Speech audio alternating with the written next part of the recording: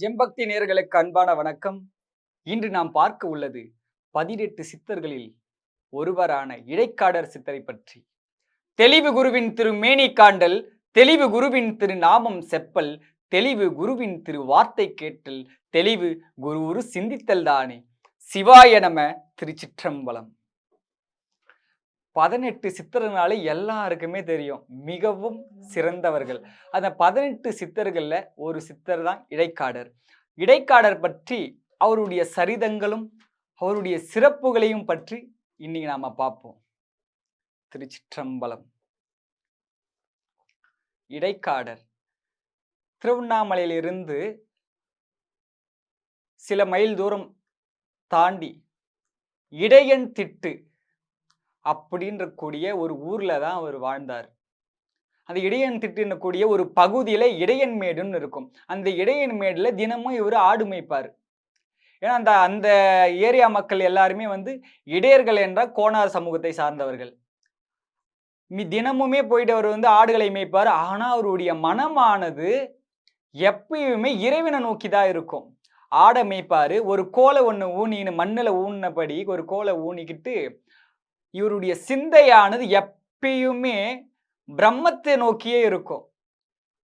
மனம் மட்டும் பிரம்மத்தை நோக்கி இருக்கும், செயல் மட்டும் உலக வாழ்க்கையை போல இருக்கும். ஆடு மேய்த்துட்டு ஒரு சாதாரணமான வாழ்க்கை போல வாழ்வாரு. இப்படி ஒரு தினமுமே அவருடைய அன்பானது அதிகரிக்க அதிகரிக்க எந்நேரமும் சிவ சிந்தனையிலேயே இருப்பாரு. அப்படி நோக்கி பார்த்துட்டு இருக்கும் பொழுது என்ன நடக்கும்னா, எப்பயுமே சித்தர்கள் எல்லாமே முக்தி நிலை அடைந்த பிறகு சர்வத்தையும் அவங்களால பார்க்க முடிய தன்மை கிடைக்குது. அவங்க மேலுலகத்துல உலாவி கொண்டு இருக்கும் பொழுது இவருடைய நினைப்பானது மேல தெரியுது. போகர் என்னக்கூடிய சித்தருக்கு போகர் மேல இருந்து பாக்குறாரு. இவருடைய அன்புனுடைய பிரதிபலிப்பை அவர் தினமும் காண்றாரு. இந்த மாரி அன்பா இருக்கிறாருன்றத பாக்குறாரு. அவரு என்ன நினைக்கிறாரு, ஒரு நாள் இவருக்கு இறங்கி உபதேசம் பண்ணணும்னு நினைக்கிறாரு. மேல இருந்து போகர் கீழே இறங்கி இவருக்கு காட்சி கொடுத்து இவருக்கு கல்வியை கற்றுக் கொடுக்கிறாரு. ஞானத்தை, சோதிடம் கத்துக் கொடுக்கிறாரு, மருத்துவம் கத்துக் கொடுக்கிறாரு, விஞ்ஞானத்தை கத்துக் கொடுக்கிறாரு, அனைத்தையும் கத்துக் கொடுக்கிறாரு. என்னென்ன தேவையோ சகலத்தையும் கத்துக் கொடுத்துடுறாரு.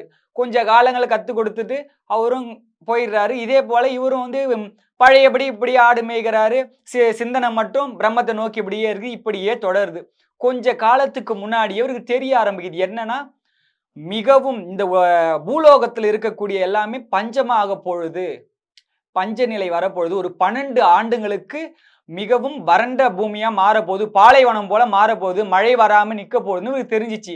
ஏன்னா முன்னாடியே வரக்கூடியது எல்லாத்தையும் தான் இவர் கத்துக் கொடுத்துட்டாருல குருநாதர்ன்ற கூடியவர். அப்ப இவருக்கு எல்லாமே தெரிஞ்ச வாசி என்ன பண்றாரு, இது எப்படியாவது நாம முன்னாடியே தயாராகிக்கணும் அப்படின்னு முடிவு பண்றாரு. இவர் மக்கள்கிட்ட சொன்னாலும் யாருமே நம்ப போறது இல்லை. ஆடு மேய்க்கிறன்னு போய் என்ன தெரிய போகுது அப்படின்னு நம்ம எப்பயுமே ஒரு பெரிதா நினைச்சுக்க மாட்டல, அப்படியெல்லாம் நினைக்கக்கூடிய மக்கள். அப்ப இவர் என்ன செய்யறாரு, அறிவுபூர்வமா இவர் வச்சிருந்த ஆடுகள் எல்லாமே பழகப்படுத்துறாரு. எருக்கஞ்செடி, அது என்னதான் மழையே வரலனா கூட எருக்கஞ்செடி எல்லாருக்கும் தெரியும், நல்லா முளைஞ்சிருக்கும், பச்சை பச்சைன்னு தழைத்து இருக்கும். அந்த எருக்கஞ்செடிகளை இவர் தழைகளையே காட்டாம வெறும் எருக்கஞ்செடியே கொடுத்து பழக்கம் பற்றுறாரு அந்த ஆடுகள் எல்லாம். அந்த ஆடுகள் தினமும் எருக்கஞ்செடியே துண்டு துண்டு துண்டு பழகமாயி போச்சு. இவர் என்ன பண்றாரு, இவருடைய குடில் என்ன இருக்கு, குருவரகுன்ற கூடிய தானியத்தை அந்த மண்ணாகோட கலந்து கட்டுறாரு. அந்த காலத்தெல்லாம் இப்படி கட்டக்கூடிய பழக்க வழக்கங்கள் இருந்தது. குருவரகுன்னு போட்டு தானியத்தை அந்த மண்ணாவோட கலந்து கட்டுவாங்க. அப்படி இவர் என்ன பண்றாரு, குருவரகுன்றத ஒரு தானியத்தை மண்ணோட சேர்த்து கலந்து ஒரு குடியிலையும் கட்டிடுறாரு. இப்படி கட்டி முடித்த பிறகு இது பழக்க வழக்கங்களா அப்படியே மாறுது. ஒரு குடியில கட்டி முடிச்சிடறாரு. இந்த ஆடுங்களை எல்லாம் அதையே சாப்பிட்டு சாப்பிட்டு பழக்கமாகுது. கொஞ்ச காலங்கள் இவங்களுக்கு பழக்க வழக்கமா ஆகுது. அந்த தானியத்தை சாப்பிடக்கூடிய எல்லாமே முடிஞ்ச பிறகு கொஞ்ச காலத்துல அந்த மழை வராம நின்று போய் மிகவும் பாலைவனம் போல ஆகக்கூடிய இது ஸ்டார்ட் ஆகுது. மொத்தமா இருக்கக்கூடிய எல்லாருமே இறந்துருவாங்க. ஏன்னா பஞ்சம், நீர் இல்லைன்னா முடிஞ்சு போச்சே. இந்த உலகத்துல வாழக்கூடிய எல்லாருக்குமே மழைதான் உயிராச்சே. அப்ப அந்த மழையே வரலன்னா புல் இல்ல, பூண்டு இல்ல, தவம் இல்ல, தானம் இல்ல, எதுவுமே கிடையாது. அப்ப அந்த மழை இல்லை. இப்ப என்ன பண்றதுன்னு தெரியாம எல்லாருமே வறண்டு இருப்பாங்க. மொத்தமே பாலைவனமா போயிடும். அப்படி பாலைவனம் மற்ற உயிரினங்களும் செத்து போயிடும். மனிதரும் யாரும் இருக்க மாட்டாங்க, விலங்கு எதுவுமே எல்லாம் இறந்து போயிடும். இப்படி இருக்குமானா இவர் மட்டும்தான் இருப்பாரு. இடைக்காடரும் இடைக்காடர் வளர்த்த ஆடுகளும் மட்டும்தான் உயிர் வாழுது. எப்படி உயிர் வாழ்ந்ததுன்னா எருக்கம்பால். எருக்கம்பால் அந்த எருக்கஞ்செடியை சாப்பிடுது ஆடு. ஆட்டினுடைய பாலை நீருக்கு பதிலாக ஆட்டினுடைய பாலை இவர் சாப்பிட்டு இந்த சிறுதானியம் அதுதான் ஆல்ரெடி மண்ணில் கலந்து வச்சிருந்தார்ல, இந்த ஆடுகள் என்ன பண்ணும்னா அந்த எருக்கஞ்செடியை சாப்பிட்டு சாப்பிட்டு எருக்கஞ்செடியே வெறும் சாப்பிட்டா என்ன ஆகும்? அரிப்பு போல அதுங்களுக்கு இதுவாகுது உடம்புல சரீரத்துல. அப்ப அது என்ன பண்ணும்? இவர் கட்டி வைத்திருந்தாரு பார்த்தீங்களா அந்த வீடு, அந்த வரகும் மண்ணும் சேர்த்து கட்டினால அதுல வந்து உரசும் அந்த ஆடுகள். உரச என்ன ஆகுனா அந்த வரகானது அந்த தானியன்றது அந்த வரகு அந்த தானியமானது கீழே சிந்தும். அந்த தானியத்தை எடுத்து இவர் அதை சுத்தம் செய்து அதை சமைப்பார். அதை சமைச்சு ஆட்டுப்பாலும் தானியத்தையும் வச்சு இவர் சமைச்சு சாப்பிடுவாரு. இப்படி இவர் ஒரு ஞானமான ஒரு செயலை செய்து கொண்டிருப்பார். அதே போல இவர் வீடை தேடி வந்த எல்லாருக்குமே அந்த உணவையும் கொடுப்பாரு. மிகவும் ஒரு அன்னம்பாளிப்பு அப்பயே செய்தார். அப்படி செஞ்சு கொண்டு இப்படி வாழறாரு. கொஞ்ச காலங்கள் வாழ்ந்து எல்லாரும் செத்து போயிடுறாங்க. இந்த ஆடு இவரும் மட்டும்தான் வாழறாங்க. என்ன பண்றாங்க? மேல இந்த நவகிரக நாயகர்கள்லாம் பாக்குறாங்க. எல்லாத்தையும் எல்லாம் அழிஞ்சிச்சுறான்னு. ஆனா இவரு மட்டும் உயிரோடுகிறாரு. என்னடா இது?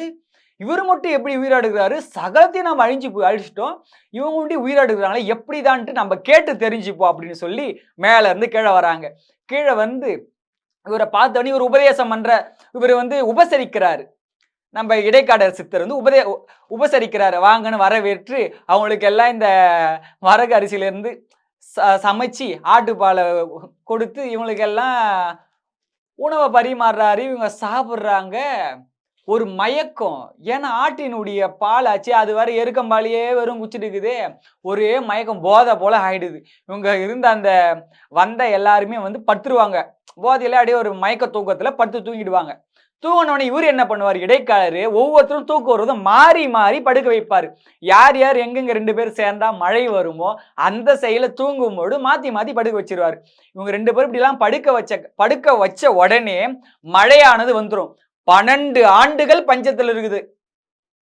12 ஆண்டுகளா பட்னியா இருந்து வாழ்ந்து எல்லாம் இறந்தாங்க. ஆனா 12 வருஷத்துக்கு பிறகு இவர் செய்த காரணத்தால மழையானது பிறக்குது.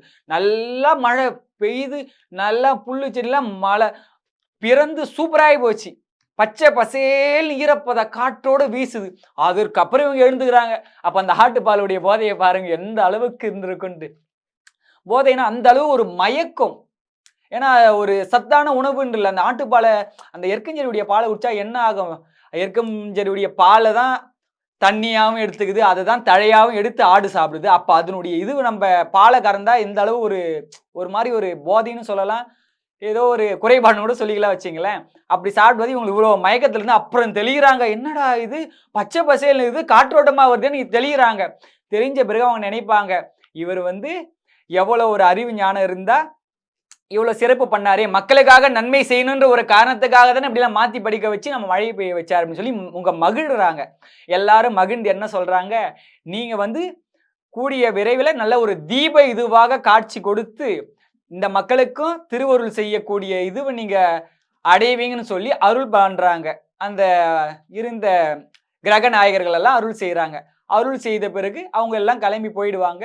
கொஞ்ச காலங்கள் இப்படியே ஒரு தொடர்றாரு. இப்படியே கொஞ்ச காலம் வாழ்ந்துட்டே வராரு.